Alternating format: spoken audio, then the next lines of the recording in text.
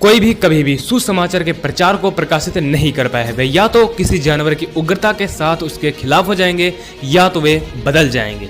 अपने आप को मसीह पर समर्पित करो और उस पर भरोसा रखो, उस पर भरोसा रखो।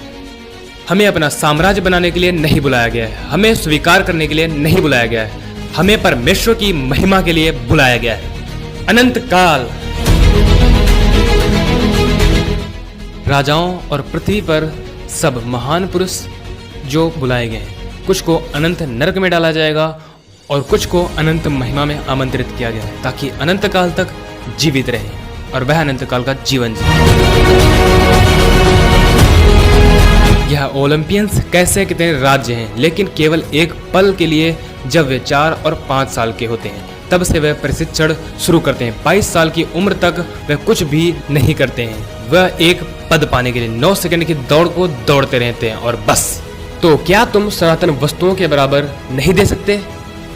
वहाँ एक है जो महिमा में अनंत है और आप अनंत काल तक उसके नीचे जीवन बिताएंगे और उसके पहाड़ की तलहटी के आसपास भी आपको अपनी बाहें नहीं मिलेंगी। मैं अब इस तरह नहीं जी सकता, मैं सिर्फ किताबें पढ़कर नहीं जी सकता, मैं केवल पुनरुत्थान के बारे में और उन लोगों के बारे में पढ़कर नहीं जी सकता जो किसी को जानते थे, जो किसी ऐसे व्यक्ति को जानते थे जो आपको जानता था।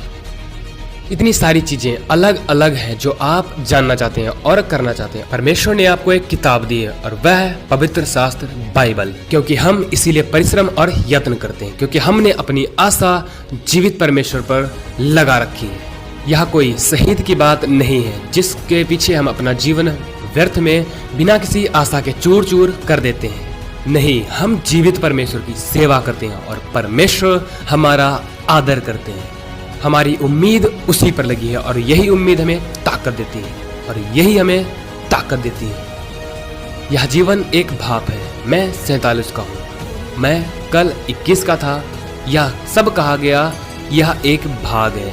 मैं परमेश्वर की स्तुति करता हूँ कि एक युवा व्यक्ति के रूप में मैंने खुद को एंडीज पर्वत में पेरू के जंगलों में वह करने में समय बिताया जो अब मेरे पास करने की ताकत नहीं। अब तुम जवान हो, जबकि तुम में ताकत है। अपनी पूरी ताकत के साथ परिश्रम करो। अपने बेवकूफ वीडियो गेम को ले लो और उन्हें कुचल दो, उन्हें खिड़की के बाहर फेंक दो जो तुम बड़ी चीजों के लिए बने थे। फिर अगर आप एक राजा के बच्चे हैं तो आपको पृथ्वी पर कुछ भी संतुष्ट नहीं कर सकता, कुछ भी नहीं। मैं अपने जीवन में परमेश्वर की शक्ति चाहता हूँ, फिर कुछ मुझे जानना होगा, मैं उसे जानना चाहता हूँ। फिर कुछ हमारे जीवन में अलगाव होना चाहिए। इसके लिए जो कुछ भी आवश्यक हो आपको सचमुच प्रभु के सामने होना चाहिए। परमेश्वर जो कुछ भी लेता है, परमेश्वर जो कुछ भी लेता है, मुझे मसीह की तरफ बढ़ने के लिए और अधिक तैयारी की जरूरत है।